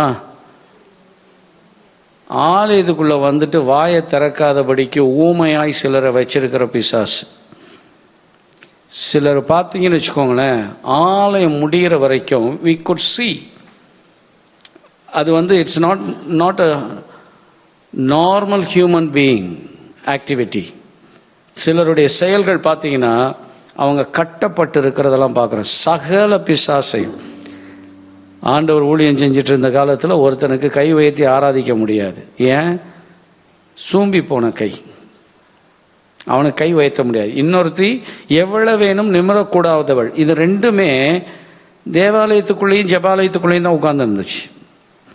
அந்த பிசாசை துரத்துனதும் எல்லாம் சரியா போச்சு. இன்னைக்கு ஆண்டவர் நமக்கு அதிகாரம் கொடுத்திருக்கிறார்.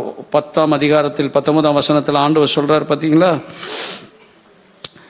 ஆண்டவர் சத்ருவினுடைய சகல வல்லமைகள். எல்லாம் சேர்ந்து சொல்லுவோம், சத்ருவினுடைய. ஆமாம், பிசாசை ரொம்ப பெருசாக யோசிக்காதீங்க. வானத்திலும் பூமியிலும் எல்லா அதிகாரத்தையும் வாங்கிட்டு, ஆண்டவர் வானத்திலையும் பூமியிலையும் சர்டிஃபிகேட் வாங்கிட்டு காட்டலை. வானத்திலும் பூமியிலும் சகல அதிகாரம் கொடுக்கப்படுற, ஆகையால் போங்க அப்படின்ட்டாரு. நம்மக்கிட்டே சகல அதிகாரத்தையும். சில பேருக்கு ராத்திரியில் தனியாக எழுந்திரிச்சு பாத்ரூம் போகிறதுக்கு கூட பயம். அப்படி தானே? பேய் நேரில் வந்து நின்றுச்சுன்னா என்ன பண்ணுவீங்க? பேயின்னு சொன்னதுமே சிலருக்கு திக்கு திக்குன்னு இல்லை. என் அருமையானவர்களே, எத்தனை காலத்துக்கு இப்படி இருப்பீங்க? வெளியில் மாட்டிக்கிட்டு, ஒருத்தன் கூட்டத்தில் மாட்டிக்கிட்டு தவிச்சுக்கிட்டு இருக்கிறான். ஒருவேளை இன்னைக்கு பிசாசு பிடிச்ச யாரோ ஒரு நபர் இங்கே வந்து அலக்களிக்கப்பட்டால் இங்கே இருக்க பாதி பேர் ஓடி போயிடுவீங்க. ஏன்னா அந்த சேஷ்டையெல்லாம் பார்க்கறதுக்கு ஐயோ இப்படியா அப்படின்னு நினைக்க. ஆண்டவர் சொல்கிறாரு, உங்ககிட்ட அதிகாரத்தை கொடுத்து வச்சிருக்கிறேன். எத்தனை பேர் விசுவாசிக்கிறீங்க? நீங்கள் நின்னாதான் அது ஓடும், நீங்கள் ஓடினா அது விரட்டும். இன்னைக்கு ஆண்டவர் அதிகாரத்தை கொடுத்துருக்கா. பைபிள் எல்லாம் கீழே வச்சிடுங்க. சத்துருவினுடைய சகல வல்லமையையும் மேற்கொள்ள ஆண்டவர் நமக்கு என்ன கொடுத்துருக்கிறார்? எத்தனை பேர் விசுவாசிக்கிறீங்க? விசுவாசிச்சா மாத்திரம் ஜெபம் பண்ணுங்க. இல்லை அப்படின்னா ஏனோ தானோன்னா இதெல்லாம் சும்மா ஆண்டவருக்கு வந்து கணக்கெல்லாம் தேவையில்லை, நம்பர்ஸ் தேவையில்லை. ஆண்டவருக்கு குவாலிட்டி ரொம்ப தேவை. கர்த்தர்ட்ட கேட்போமா, என்ன அடுத்து யாருக்காகிலும் பிசாசு பிடிச்சிருக்கு இல்லை ஒரு பிரச்சனைனா போய் நிற்பீங்களா? நிற்பீங்களா இல்லையா? நிற்கலைன்னா உங்களுக்கு பிசாசு பிடிச்சிருக்குன்னு அர்த்தம். அவ்வளோதான், வேற என்னத்த சொல்றது? ஆண்டவருடைய சார்பாக நான் போய் அங்கே நிற்கலை அப்படின்னா, ஏற்கனவே கட்டப்பட்டிருக்கிற ஒருத்தனை நான் ஆண்டவர் சார்பாக போய் கட்ட விழுக்கலைன்னா நான் யாருக்கு ஊழியம் செய்கிறேன்? அவங்கள கட்டி வச்சிருக்கணும் ஊழியம் செஞ்சுட்டு இருக்கேன். அப்படி தானே? இன்னும் கட்டி வைப்பா, இன்னொன்று கயிறு போட்டு கட்டுப்பான்னு சொல்லிட்டு இருக்கேன். அப்படியா? விடுதலை ஆக்க கர்த்தர் அதிகாரம் கொடுத்துருக்கிறா. ஜோமனோமா, கர்த்தர் கொடுத்த அதிகாரத்தை பெற்றுக்கொள். நீ வாலிபனா, சிறு பிள்ளையா, பெரியவர்களா, வயோதிபர்களா, யாரா இருந்தாலும் சரி, ஆண்டவர் சொன்னார் சத்துருவினுடைய சகல வல்லமைகளையும் மேற்கொள்ள